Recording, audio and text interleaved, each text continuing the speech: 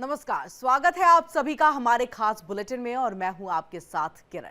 सबसे पहले बुलेटिन में बात करेंगे प्रधानमंत्री नरेंद्र मोदी की, जो आज अपना 75वां जन्मदिन मना रहे हैं। इस खास मौके पर पूरे देश में तरह तरह के कार्यक्रम आयोजित किए जा रहे हैं।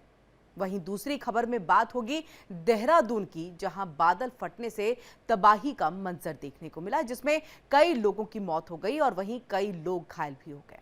तीसरी खबर में बात होगी मां वैष्णो देवी यात्रा की, जो आज फिर से शुरू होने जा रही है और इस यात्रा को 26 अगस्त को भूस्खलन के बाद स्थगित कर दिया गया। लगातार हो रही भारी बारिश और भूस्खलन के कारण यात्रा को अस्थायी रूप से रोक दिया गया था, जिससे भक्तों को असुविधा का सामना करना पड़ रहा था। तो वहीं चौथी खबर में बात करेंगे गोरखपुर की, जहां गौकशी करने वालों ने एक युवक को मौत के घाट उतार दिया, जिस पर अब बड़ी कार्रवाई करते हुए मामले में देखिए कई गिरफ्तारियां हो रही हैं और इस घटना में लापरवाही बरतने वाले पिपराइच थाने की स्थानीय चौकी के सभी पुलिसकर्मी जो हैं वो सस्पेंड भी कर दिए गए हैं। तो ये 4 बड़ी खबरें हैं जिस पर हम विस्तार से आपको जानकारी देंगे और सबसे पहले बात सबसे बड़ी और सबसे पहली खबर की करेंगे। प्रधानमंत्री नरेंद्र मोदी के 75वें जन्मदिन की बात होगी, जहां देश भर में देखिए धूमधाम के साथ पीएम का जन्मदिन मनाया जा रहा है। अमेरिकी राष्ट्रपति डोनाल्ड ट्रंप ने भी जन्मदिन की बधाई दी है। लखनऊ समेत देखिए देश भर में कई कार्यक्रमों का आयोजन। पीएम मोदी मध्य प्रदेश में करेंगे कई परियोजनाओं का शुभारंभ और मध्य प्रदेश की जनता को आज तोहफा देने जा रहे हैं। तो पीएम मोदी के जन्मदिन के मौके पर अमेरिकी राष्ट्रपति डोनाल्ड ट्रंप ने पीएम मोदी को फोन पर बातचीत कर जन्मदिन की बधाई दी, शुभकामनाएं दी हैं। उनके नेतृत्व क्षमता की जमकर उन्होंने सराहना भी की और देखी कि दोनों नेताओं के बीच में भारत अमेरिका संबंधों और वैश्विक मुद्दों पर बातचीत का दौर जो है वो शुरू भी होगा। और इसी के साथ जानकारी ये भी है और देखिए प्रधानमंत्री ने खुद जो है इस बात की जानकारी दी एक्स पर पोस्ट के जरिए। राष्ट्रपति डोनाल्ड ट्रंप ने दोनों देशों के बीच में रणनीतिक साझेदारी को और मजबूत बनाने की इच्छा जाहिर की। इस कदम से अमेरिका की ओर से जो है भारत के साथ संबंधों को एक नई दिशा देने और मजबूत करने की कोशिश के तौर पर जो है वो देखा जा रहा है। राष्ट्रपति डोनाल्ड ट्रंप ने भी सोशल मीडिया पर प्रधानमंत्री नरेंद्र मोदी के साथ हुई अपनी बातचीत को साझा किया। उन्होंने लिखा, मेरे मित्र प्रधानमंत्री नरेंद्र मोदी से शानदार फोन कॉल हुई है। मैंने उन्हें जन्मदिन की शुभकामनाएं दी हैं। अद्भुत काम कर रहे हैं वो। नरेंद्र मोदी जी, रूस और यूक्रेन के बीच युद्ध समाप्त करने के लिए आपके समर्थन के लिए धन्यवाद। तो ये डोनाल्ड ट्रंप की तरफ से जो है वो फोन कॉल पर जो जानकारी दी गई उसको उन्होंने साझा किया। और देखिए जहां अमेरिका से प्रेसिडेंट डोनाल्ड ट्रंप ने बधाई दिया है, तो वहीं उत्तर प्रदेश के मुख्यमंत्री योगी आदित्यनाथ भी प्रधानमंत्री मोदी के जन्मदिन पर एक खास वीडियो उन्होंने जारी किया है। तो वो वीडियो भी हम आपको दिखाते हैं। तो देखिए जहां एक तरफ मुख्यमंत्री योगी आदित्यनाथ ने वीडियो जारी कर प्रधानमंत्री को जन्मदिन की बधाई दी, तो वहीं देखिए कि वाराणसी में गंगा आरती के दौरान लोगों ने भी पीएम मोदी के लिए लंबी उम्र की प्रार्थना की है।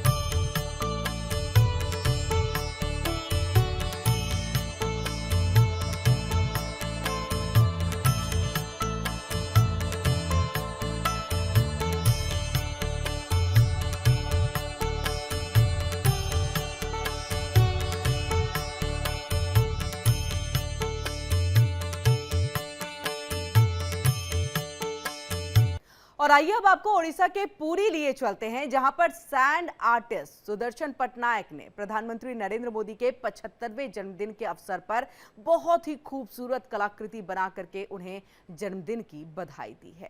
तो ये देखिए, सुदर्शन पटनायक अलग अलग कलाकृतियां बनाते हैं सैंड से। वो एक कला जो है वो दिखाते हैं और ये बताते भी हैं कि आप सैंड से कुछ भी बना सकते हैं। और देखिए, उसकी एक तस्वीर, एक बानगी जो है, ये तस्वीर भी यहाँ पर दिखाती है कि प्रधानमंत्री को उन्होंने उनके जन्मदिन पर ये एक सैंड से कलाकृति बना करके उन्हें बधाई दी है। और ऐसे में आपको बता दें, इससे पहले भी ऑपरेशन सिंदूर या फिर जब भी 15 अगस्त या 26 जनवरी जैसे खास मौके आते हैं, उस वक्त भी ये कलाकृति बनाते हैं। और आज 75वें जन्मदिन पर सैंड से ये कलाकृति प्रधानमंत्री नरेंद्र मोदी को वो भेंट कर रहे हैं, उनको जन्मदिन की बधाई दे रहे हैं।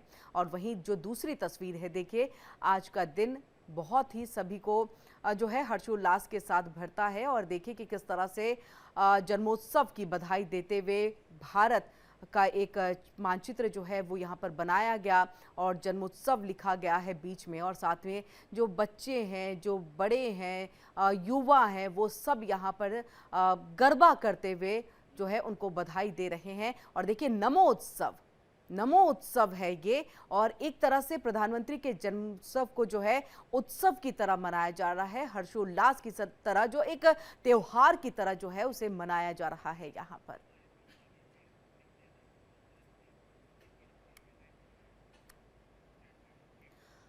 और चलिए, यहाँ से सीधे हम रुख करेंगे ग्राउंड का, जहाँ से हमारे तमाम सहयोगी जो हैं वो जुड़ रहे हैं। हमारे साथ नित्यानंद जो है वो जुड़ रहे हैं वाराणसी से, वहीं हमारे साथ अभिषेक भी जुड़ चुके हैं और दृष्टि भी हमारे साथ जुड़ चुकी हैं। सबसे पहले दृष्टि, आपका रुख करेंगे। अब दिल्ली में किस तरह से जो है आज प्रधानमंत्री के इस जन्मोत्सव को, जन्मदिन को जो है मनाया जा रहा है, कहाँ कहाँ पर क्या क्या कार्यक्रम है जो आज होने जा रहा है? देखिए, बिल्कुल आज प्रधानमंत्री मोदी का 75वां जन्मदिन है, जिसको देश एक सेवा पखवाड़े के रूप में मना रहा है।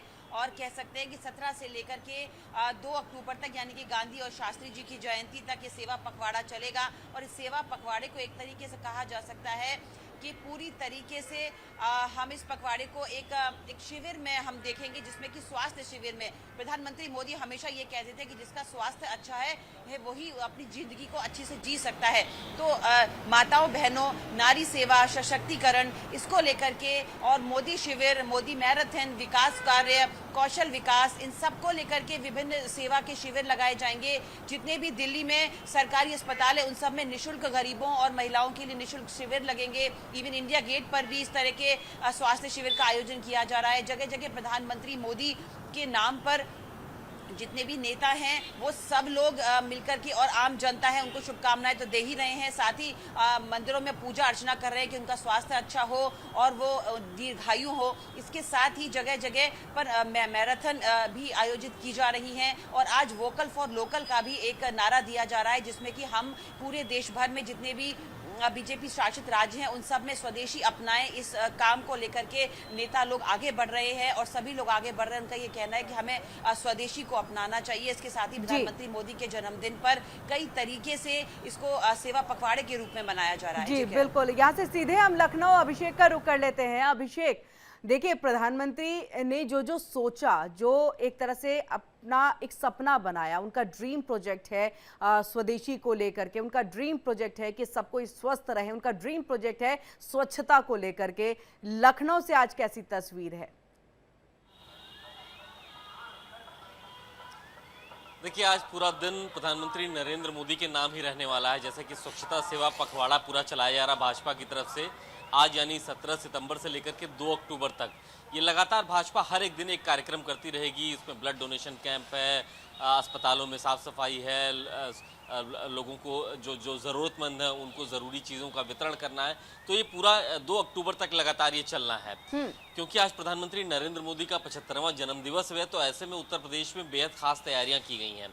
हमने अलग अलग आपको कलर्स दिखाए, लेकिन अभी हम लखनऊ में जीपीओ पार्क में मौजूद हैं। पटेल पार्क है, और आप देखिए कि यहाँ पर प्रधानमंत्री नरेंद्र मोदी के जीवन काल से लेकर के आज तक, यानी 75 वर्ष तक की उम्र में उन्होंने क्या क्या उपलब्धियां हासिल की हैं, कौन कौन से काम किए हैं, उसको लेकर के एक पूरी प्रदर्शनी लगाई गई है, जिसमें आप देख सकते हैं कि ये वडनगर रेलवे स्टेशन से प्रधानमंत्री नरेंद्र मोदी ने जो अपने जीवन की शुरुआत की थी उसकी कहानियां बताई गई हैं। इसके अलावा गुजरात में जब उन्होंने वाइब्रेंट समिट किया, गुजरात की पूरी शक्ल उन्होंने बदल दी वहाँ पे बतौर मुख्यमंत्री रहते हुए, उसको दिखाया गया। और इसी तरीके से एक पूरी गैलरी तैयार की गई है। हम आपको गैलरी भी ले चलेंगे, थोड़ा समय लगेगा लेकिन वो बेहद ही इंटरेस्टिंग। आप ये देखिए कि ये लगातार ये जो होर्डिंग्स और कटआउट्स लगाए गए हैं प्रधानमंत्री नरेंद्र मोदी के, यहाँ पर लोग आएंगे, पीएम के जीवन को कैसे उन्होंने गुजारा, कैसे उन्होंने अपनी बचपन से लेकर के प्रधानमंत्री के इस तीसरे कार्यकाल यानी इस 75वें जन्म दिवस तक उन्होंने क्या क्या हासिल किया, वो यहाँ पर बताया गया है।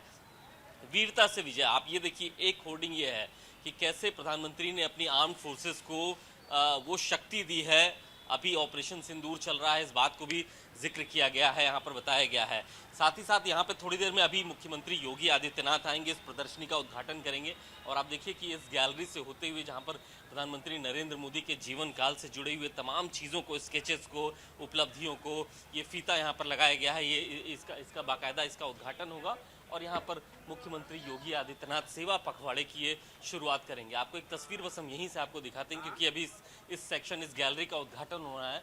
विकसित उत्तर प्रदेश 2047, इस गैलरी का उद्घाटन उत्तर प्रदेश के मुख्यमंत्री आएंगे, अब से थोड़ी देर बाद यहाँ पर उद्घाटन करेंगे। और पीएम के जन्म से लेकर के यानी उनके बचपन बाल्यकाल से लेकर के अब तक की जो यात्राएं हैं उसके बारे में आप देखिए, आपको दिखाई दे रहा होगा कि इस पूरी इस गैलरी में उसको सजाया गया है, दिखाया गया है पिक्चर्स के माध्यम से। तो एक बड़ी गैलरी तैयार की गई है ताकि लोग यहाँ पर आ पाएं और प्रधानमंत्री नरेंद्र मोदी का 75वां जन्म दिवस अपने अंदाज में सेलिब्रेट कर पाए। उत्तर प्रदेश की सरकार भी सेलिब्रेट कर रही है। तकरीबन कितने बजे मुख्यमंत्री योगी आदित्यनाथ पहुंचेंगे?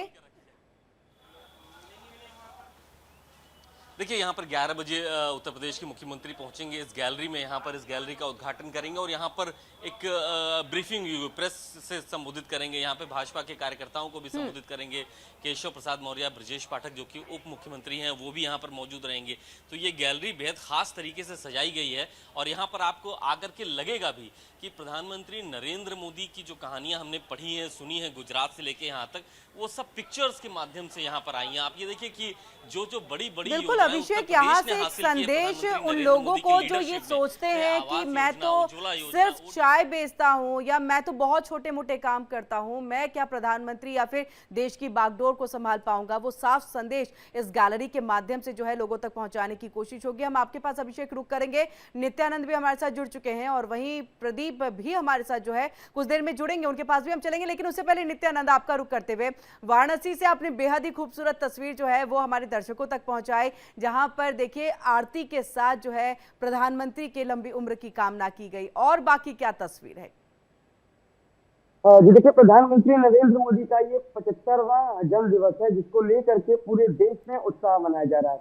और बात की जाए पीएम के संसदीय क्षेत्र वाराणसी की, तो वाराणसी में बीते 3 दिन पहले से ही उत्सव की तैयारी कर की जा चुकी थी। लोग काफी उत्साहित थे। बताएं कल की बात, तो कल से ही जो काशी में धार्मिक अनुष्ठान है उसकी शुरुआत कर दी गई। कल सुबह से 108 सुंदरकांड पाठ का शुभारंभ किया गया था, जो कि आज समाप्त होगा। इसके बाद आज तमाम जगहों पर काशी में भंडारे का आयोजन किया गया। सुबह से माता गंगा की आरती की गई। इसके साथ माता गंगा का दुधाभिषेक कर 108 बटुकों ने शंखनाद किया था, जहां पे शुरुआत की गई थी काशी में पीएम मोदी के जन्म उत्सव को मनाने की। इसके साथ बात की जाए तो काशी के 8 विधानसभा क्षेत्र में तमाम स्थानों पर रक्तदान शिविर भी लगाया गया, जहाँ पे बीजेपी कार्यकर्ता के अलावा जो काशीवासी हैं वो पहुंच रहे हैं और रक्तदान कर रहे हैं पीएम के जन्म उत्सव के दिन। क्योंकि पीएम कहीं भी रहते हैं, अगर वो काशी का जिक्र करते हैं तो उनके बात से ही काशी के प्रति प्रेम झलकता है। और यही वजह है कि काशीवासी भी पीएम के कदम से कदम मिला के चलते हैं। चाहे वो पीएम का दौरा हो या जन्मदिन, लोग किसी उत्सव से कम नहीं मनाते। जी बहुत बहुत शुक्रिया नित्यानंद, पूरी जानकारी और तस्वीर हम तक यहाँ पर पहुँचाने के लिए। अभिषेक आपका भी शुक्रिया, और वहीं दृष्टि आपका भी बहुत बहुत शुक्रिया हमारे साथ जुड़ करके सेवा पखवाड़ा दिवस के बारे में और बाकी कार्यक्रमों के बारे में जानकारी देने के लिए। अब ऐसे में खबरों में आगे बढ़ते हैं और बात देखें बाढ़ बारिश की करेंगे, क्योंकि देहरादून भी अब इससे बेहाल हो चुका है। उत्तराखंड में मानसून की बारिश का कहर लगातार जारी है। लगातार हो रही बारिश ने लोगों का जनजीवन अस्त व्यस्त कर दिया है और वहीं राजधानी देहरादून में भारी नुकसान की खबर भी सामने आ रही है। ऐसे में देखिए कि उत्तराखंड में बारिश से फिलहाल राहत मिलने की संभावना नहीं। आईएमडी की माने तो बारिश का रुख देखते हुए मॉनसून की विदाई के लिए अभी इंतजार करना होगा। देहरादून में मौसम विभाग ने आज भी तेज बारिश का अलर्ट जारी कर दिया है और इससे पहले भारी बारिश के कारण देहरादून में तबाही मची है, जिसमें 17 लोगों की मौत हो गई, कई लापता हैं। प्रदेश में अभी कुछ दिनों तक बारिश का दौर जारी रहने की उम्मीद, और ऐसे में देखिए कि मौसम विभाग ने बारिश का अलर्ट जारी कर दिया है और सतर्क रहने की अपील की गई है सबसे। और ऐसे में आप ये देखिए किस तरह से जो है ये अपने आप को बचाया जा रहा है। एक रस्सी के माध्यम से जो है रेस्क्यू करने की एक कोशिश हो रही है जो बाढ़ बारिश में फंस गए, और देखिए कि पानी का बहाव कितना तेज है, और ऐसे में इस रस्सी के माध्यम से जो है एक स्थान से दूसरे स्थान यानी कि सुरक्षित स्थान पर जाने की कवायद जारी है। देखिए ये शख्स जो है उस के सहारे जो है वहाँ पर अपने आप को पकड़ करके है ताकि वो उस तेज बहाव में वो बह ना जाए, और वहीं ये रेस्क्यू टीम जो है यानी एसडीआरएफ एनडीआरएफ के जो एक जवान है वो पहुंच रहे हैं रस्सी के माध्यम से उसका रेस्क्यू करके उसे सुरक्षित स्थान पर लाने के लिए। और ऐसे में सीधे रुक करेंगे अपने संवाददाता प्रदीप यदुवंशी का। प्रदीप, हम देखिए तस्वीर दो दिखा रहे हैं, एक तस्वीर जहां पर भारी बारिश, बादल फटने के बाद किस तरह से तबाही का मंजर, वहीं दूसरी कि एक शख्स अपने आप को उस पोल से जो है वो पकड़ करके है अपने आप को बचा रहा है कि वो तेज बहाव में बह ना जाए, और रेस्क्यू टीम किस तरह से उसकी मदद कर रही है। फिलहाल लबो-लुबाव अभी ऐसी ही स्थिति जो है देहरादून के अंदर में, हरिद्वार के अंदर में, क्योंकि वहां से जो है पानी नीचे की तरफ आ रहा है, तो ऐसी ही स्थिति नजर आ रही है चारों तरफ। मैं आपको बता दूं, लगातार बाढ़ बारिश जो है ये कहीं ना कहीं उत्तराखंड के लिए एक नया खतरा बनी हुई है। अगर आप अभी देखें तो ये गंगा जी का जो मूल धारा है, ये यहाँ पर जलस्तर जो है लगातार इसका बढ़ता हुआ जलस्तर लोगों के लिए कहीं ना कहीं। जी, हम आपके पास वापस लौटेंगे। मुख्यमंत्री पुष्कर सिंह धामी कुछ कह रहे हैं, सुनते हैं उनको। का काम नहीं हो रहा है और दूसरा जो वहाँ पर मास्टर प्लान लागू होगा तो उसका भी काम नहीं हो रहा है। देखिए, आप सभी को पता है कि इस समय हम पूरे प्रदेश के अंदर बड़ी आपदा से जूझ रहे हैं, और मैं स्वयं स्याना चट्टी भी गया हूँ। खरसाली के आसपास भी जो मार्ग अभी अवरुद्ध है उसको खोलने का काम चल रहा है। गंगोत्री मार्ग हमारा पूरी तरह से अब चालू हो गया है, और चारधाम यात्रा हमारी दूसरे चरण की तैयारी हमारी पूरी चल रही है। यमुनोत्री के भी कुछ काम होने हैं। हमारा प्रयास होगा कि जल्दी से जल्दी यमुनोत्री मार्ग भी हम ठीक करें और वहां भी यात्रा का संचालन करें।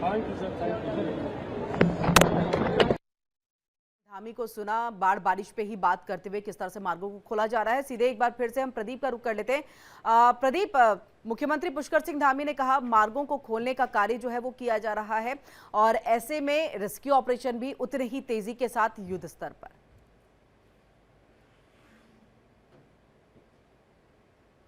प्रदीप, आवाज पहुंच रही है? चलिए हम दोबारा से लौटेंगे प्रदीप के पास। और ये देखिए भीषण तबाही का मंजर, और इस बीच में लगातार मुख्यमंत्री पुष्कर सिंह धामी जो है हर एक जगह पे जा रहे हैं, वहां का जायजा ले रहे हैं, अधिकारियों से बातचीत जो है वो कर रहे हैं और निर्देश दे रहे हैं कि जल्द से जल्द उन्हें जो है सुरक्षित स्थानों पर पहुंचाया जाए और रेस्क्यू किया जाए। और चलिए खबरों में आगे बढ़ते हैं और देखिए 22 दिन के बाद मां का दरबार एक बार फिर से सज रहा है। नवरात्र से पहले पहले मां के भक्तों के लिए बड़ी और अच्छी खबर है। लगातार देखिए हो रही भारी बारिश और भूस्खलन की वजह से बंद ये मार्ग जो है वो हो गया था। वैष्णो देवी की यात्रा जो है वहां पर जो है प्रतिबंध लगा दिया गया था, भक्त नहीं पहुंच सके, लेकिन एक बार फिर से उसको शुरू किया जा रहा है। जम्मू कश्मीर के रियासी जिले उसे एक बार फिर से भक्तों के लिए शुरू कर दिया जा रहा है।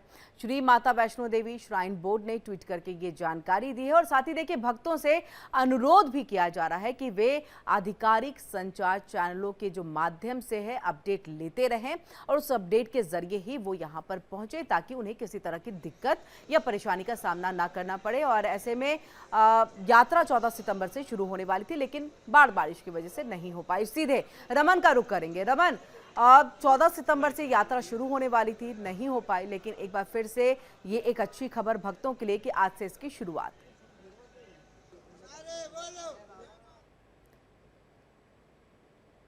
रमन, आवाज पहुंच रही है आप तक हमारी?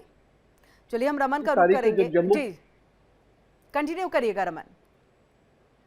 जी हाँ, बिल्कुल देखिए जिस तरीके से जिस तरीके से भक्तों के लिए ये बहुत अच्छी खबर है अपने आप में। और पिछले 22 दिनों से माता वैष्णो देवी का दरबार भक्तों के लिए बंद था, क्योंकि 26 तारीख को जिस तरीके से बाढ़ की त्रासदी जम्मू में देखने को मिली थी, उसी वक्त आदिक्वारी के पास में एक भूस्खलन हुआ था जिसमें 34 लोग उनकी उससे भूस्खलन की चपेट में आ गए थे और उनकी दर्दनाक मृत्यु हो गई थी। और तब से लगातार माता वैष्णो देवी का दरबार जो है वो भक्तों से सूना पड़ा हुआ था। लगातार कोशिशें की जा रही थी, लेकिन खराब मौसम जो है वो किसी भी तरीके से अलाउ नहीं कर रहा था।